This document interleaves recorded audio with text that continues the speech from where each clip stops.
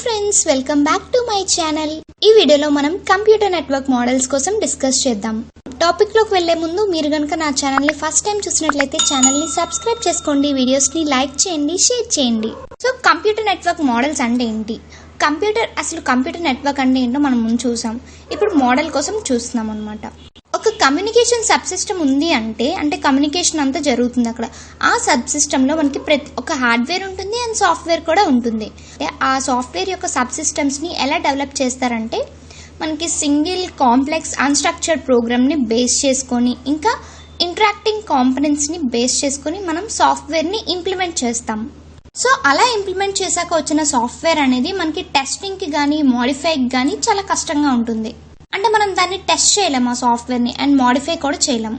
So దాన్ని overcome చేయడానికి ISO ఏం చేసిందంటే ఒక లేయర్డ్ అప్రోచ్ని తీసుకొచ్చింది. ఈ లేయర్డ్ అప్రోచ్లో ఏంటంటే నెట్వర్కింగ్ కాన్సెప్ట్ అనేది అంతా కూడా కొన్ని లేయర్స్ కింద డివైడ్ అవుతుంది. ప్రతి లేయర్ కూడా ఒక పర్టికులర్ టాస్క్ని పెర్ఫామ్ చేస్తుంది. సో ఇక్కడ నెట్వర్కింగ్ టాస్క్స్ అనేవి మనకి లేయర్స్ మీద డిపెండ్ అవుతుంది అని చెప్పొచ్చు. అసలు లేయర్డ్ ఆర్కిటెక్చర్ అంటే ఏంటో చూద్దాం. ఈ లేయర్డ్ ఆర్కిటెక్చర్ యొక్క మెయిన్ గోల్ ఏంటి అంటే డిజైన్ చేసిన ఏదైతే ఉందో దాన్ని కొన్ని పీసెస్ కింద డివైడ్ చేస్తామన్నమాట. ఇక్కడ ఏం చేస్తుందంటే సెకండ్ పాయింట్, లోవర్ లేయర్ ఏదైతే ఉందో దాని సర్వీసెస్ ని యాడ్ చేసి హయ్యర్ లేయర్ కి ప్రొవైడ్ చేస్తుంది. ఇలా సర్వీసెస్ ని యాడ్ చేయడం వల్ల ఆ హయ్యర్ లేయర్ ఈ సర్వీసెస్ ని బేస్ చేసుకుని కమ్యూనికేషన్ ని తీసుకుంటూ కమ్యూనికేషన్స్ ని మేనేజ్ చేస్తూ అప్లికేషన్స్ ని రన్ చేస్తుంది. సేమ్ అలానే మళ్ళీ దాని సర్వీసెస్ ని ఇంకో లేయర్ కి ఇస్తుంది. అలా అన్నమాట. ఈ లేయర్డ్ ఆర్కిటెక్చర్ వల్ల మనకి మాడ్యులారిటీ అండ్ క్లియర్ ఇంటర్ఫేసెస్ ని ప్రొవైడ్ చేస్తుంది. ఇంకా సబ్ సిస్టమ్స్ మధ్య ఇంటరాక్షన్ ని ప్రొవైడ్ చేస్తుంది. ఇక్కడ ఏం చేస్తుందంటే సర్వీసెస్ అనేవి ఎలా ప్రొవైడ్ చేస్తుంది లేయర్స్ మధ్య అంటే లో నుంచి స్టార్ట్ అయ్యి హై లేయర్ వరకు వెళ్తుంది. ఇక్కడ దానికి ముందు దాని సర్వీసెస్ ని ఎలా ఇంప్లిమెంట్ చేశారో అలాంటివి ఏం తెలియదు. దాని సర్వీసెస్ ని కలిపి ఇది నెక్స్ట్ లేయర్ కి ఇచ్చినప్పుడు ఆ నెక్స్ట్ లేయర్ ఆ సర్వీసెస్ ని తీసుకుంటుంది. అంతేగాని ఆ ముందు లేయర్ కి ఎక్కడి నుంచి వచ్చింది, దాని సర్వీస్ ఏంటి, అవేవి తెలుసుకోదన్నమాట. ఒక లేయర్ లో వచ్చిన మోడిఫికేషన్ అనేది ఇంకో లేయర్ మీద ఎఫెక్ట్ అనేది చూపించదు. సో ఇక్కడ మనకి ఎన్ని నెంబర్ ఆఫ్ లేయర్స్ ఉన్నాయి, ఎన్ని ఫంక్షన్స్ ఉన్నాయి, ఎన్ని కంటెంట్స్ ఉన్నాయి ఒక లేయర్ కి. ఒక నెట్వర్క్ నుంచి నెట్వర్క్ కి మారినప్పుడు ఇవన్నీ కూడా చూసుకుంటాం. లేయర్స్, ఫంక్షన్స్, కంటెంట్స్ ఇవన్నీ చూసుకుంటాం.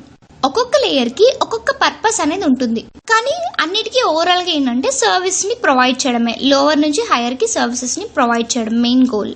అండ్ ఇక్కడ ఏంటంటే ఎలాంటి సర్వీస్ ని ప్రొవైడ్ చేస్తుంది అనేది నెక్స్ట్ లేయర్ కి తెలియకుండా ఆ డీటెయిల్స్ ని హైడ్ చేస్తుంది. ఎలా సర్వీసెస్ ని ఇంప్లిమెంట్ చేస్తుందో తెలియకుండా ఆ డీటెయిల్స్ ని హైడ్ చేస్తూ నెక్స్ట్ దానికి ప్రొవైడ్ చేస్తుంది. ఈ లేయర్డ్ ఆర్కిటెక్చర్ యొక్క బేసిక్ ఎలిమెంట్స్ ఏంటంటే సర్వీసెస్, ప్రోటోకాల్స్, ఇంటర్ఫేసెస్. అసలు సర్వీస్ అంటే ఏంటి, ఒక లేయర్ అనేది ఎలాంటి యాక్షన్స్ ని పెర్ఫామ్ చేస్తుంది, ఆ యాక్షన్స్ ని ఎలా హయ్యర్ లేయర్ కి ప్రొవైడ్ చేస్తుందో చెప్పేదే service. And second one protocol. ఈ ప్రోటోకాల్ అనేది ఏంటంటే పీర్ ఎంటిటీని యూజ్ చేసుకొని లేయర్ నుంచి లేయర్ కి ఇన్ఫర్మేషన్ ని ఎలా ఎక్స్చేంజ్ చేయాలి అని చెప్పి కొన్ని రూల్స్ ని జనరేట్ చేస్తుంది. ఈ రూల్స్ అనేవి మెయిన్లీ దేని మీద కాన్సన్ట్రేట్ చేస్తుందంటే కంటెంట్స్ ఇంకా ఆర్డర్ ఆఫ్ మెసేజెస్ యూజ్డ్. దేని మీద కాన్సన్ట్రేట్ చేస్తుందంటే ఏదైతే కంటెంట్ ఉంది అండ్ మెసేజ్ అనేది ఏ ఆర్డర్ లో వచ్చింది అలా దాని మీద కాన్సన్ట్రేట్ చేస్తుంది రూల్స్ అనేవి. Next one interface.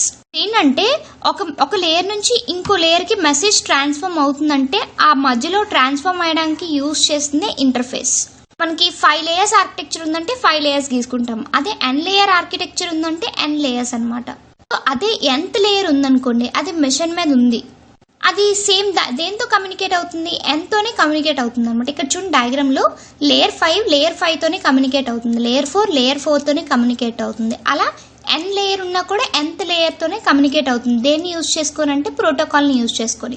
ఎలాంటి రూల్స్ బేస్ చేసుకొని అంటే కొన్ని రూల్స్ బేస్ చేసుకొని కమ్యూనికేట్ అవుతుంది, కన్వర్సేషన్ అనేది జరుపుతుంది. సో దాన్ని మనం లేయర్ n ప్రోటోకాల్ అంటాం. సో లేయర్ 1 తో ఇంటరాక్ట్ అవుతుందంటే లేయర్ 1 ప్రోటోకాల్ ని యూజ్ చేసుకొని ఇంటరాక్ట్ అవుతుంది. అలా అనమాట. ఈ లేయర్డ్ ఆర్కిటెక్చర్ లో ఏంటంటే మనకి ఇప్పుడు n ఉంది కదా, ఫర్ ఎగ్జాంపుల్ ఈ డయాగ్రామ్ చూడండి, నేను చెప్పినప్పుడు n అంటే 5 అనుకోండి. సో 5 నుంచి ఇది ఒక మిషన్ మీద ఉంది అండ్ ఇటువైపు రైట్ సైడ్ ఇంకో మిషన్ మీద ఉంది. సో 1 మిషన్ నుంచి ఇంకో మిషన్ కి డేటా ట్రాన్స్ఫర్మేషన్ అనేది జరగదు. ఈ లేయర్డ్ ఆర్కిటెక్చర్ లో ఏంటంటే ఇది ఒక మిషన్ ఉందనుకోండి, సో ఒక మిషన్ ఇంకో మిషన్ తోని డేటా ట్రాన్స్ఫర్మేషన్ అనేది జరపదు. ఓన్లీ ఆ మిషన్ హోస్ట్ నుంచి హోస్ట్ కి మాత్రమే జరుపుతుంది. డేటాను అలా పాస్ చేస్తుంది అంటే దాని కింద ఉన్నది మాత్రమే పాస్ చేస్తుంది, దానంతా అది పాస్ చేయలేదు, దాని కింద దానికి పాస్ చేస్తుంది. సో లోయెస్ట్ దేనికైతే రీచ్ అయిందో ఆ లోయెస్ట్ ది ఫిజికల్ మీడియంతో ఇంటరాక్ట్ అయ్యి నెక్స్ట్ లేయర్కి పాస్ చేస్తుంది. ఇక్కడ మనకి లేయర్ 1 అనేది చూడండి లీస్ట్ లేయర్. సో ఇది ఏం చేస్తుందంటే ఫిజికల్ మీడియంతో ఇంటరాక్ట్ అవుతుంది, యాక్చువల్ కమ్యూనికేషన్ అనేది ఇక్కడ తీసుకుంటుంది. సో ఈ ఫిజికల్ మీడియం అనేది లేయర్ 1తో మళ్ళీ రైట్ సైడ్ ఉన్న లేయర్ 1తో ఇంటరాక్ట్ అవుతుంది. ఈ లేయర్డ్ ఆర్కిటెక్చర్లోని అన్మేనేజబుల్ టాస్క్స్ కూడా మనకి డివైడ్ చేసుకొని చిన్న చిన్న మేనేజబుల్ టాస్క్స్ కింద డివైడ్ చేసి సాల్వ్ చేసుకుంటాం. డేటా అనేది మనకి ఇక్కడ అప్పర్ లేయర్ 5 నుంచి పాస్ అవుతూ లేయర్ 1 ఫిజికల్ మీడియం మళ్ళీ లేయర్ 1 2 3 4 5 అలా వెళ్తుంది అనమాట.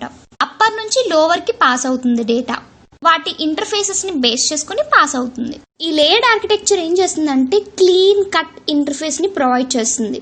సో దాన్ని బట్టి మినిమం ఎంత ఇన్ఫర్మేషన్ అయినా కూడా వేరే లేయర్స్ తో ఈజీగా షేర్ అవుతుంది. ఇంకో విధంగా కూడా చెప్పొచ్చు, ఇక్కడ ఏంటంటే ఇంప్లిమెంటేషన్ అనేది ఒక లేయర్ చేసింది అనుకోండి, సో దాన్ని ఈజీగా రీప్లేస్ చేసి ఇంకో ఇంప్లిమెంటేషన్ చేయగలదు అనమాట. ఒక లేయర్ ఇంప్లిమెంటేషన్ చేసింది ఈజీగా, సో అది తీసేసి వేరే ఇంప్లిమెంటేషన్ కూడా చేయగలుగుతుంది.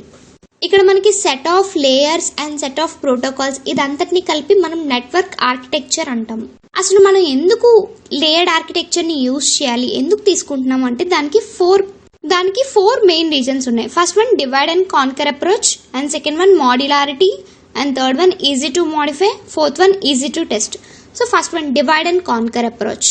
డివైడ్ అండ్ కాన్కర్ అనగానే మనం దేన్నైనా తీసుకుంటే ఆ డిజైన్ చేస్తున్నాం, అన్మేనేజబుల్ టాస్క్ ని స్మాల్ అండ్ మేనేజబుల్ టాస్క్ కింద డివైడ్ చేస్తున్నాం, దాన్ని బట్టి కాంప్లెక్సిటీ అనేది తగ్గుతుంది. And second point modularity. ఈ లేయర్డ్ ఆర్కిటెక్చర్ అనేది చాలా మాడ్యులర్ గా వర్క్ అవుతుంది. మాడ్యులారిటీ ఉండడం వల్ల ఏంటంటే లేయర్స్ అనేవి ఒకదాని మీద ఒకటి డిపెండ్ అవ్వవు, ఇండిపెండెంట్ గా వర్క్ చేస్తాయి. ఇంప్లిమెంటేషన్ కూడా చాలా ఈజీ అవుతుంది. Next one easy to modify. Layers ఒకదాని మీద ఒకటి ఇండిపెండెంట్ గా లేవు కాబట్టి దాన్ని ఇంప్లిమెంట్ చేయడం అండ్ దాన్ని చేంజ్ చేయడం చాలా ఈజీ అవుతుంది. And easy to test. ప్రతి లేయర్డ్ ఆర్కిటెక్చర్ కూడా ఫస్ట్ ఏం చేస్తుందంటే అనలైజ్ చేస్తుంది, తర్వాత దాన్ని ఇండివిజువల్ గా టెస్ట్ చేస్తుంది. ఇది layered architecture. Thanks for watching friends. Please subscribe my channel and please support me. Thank you very much.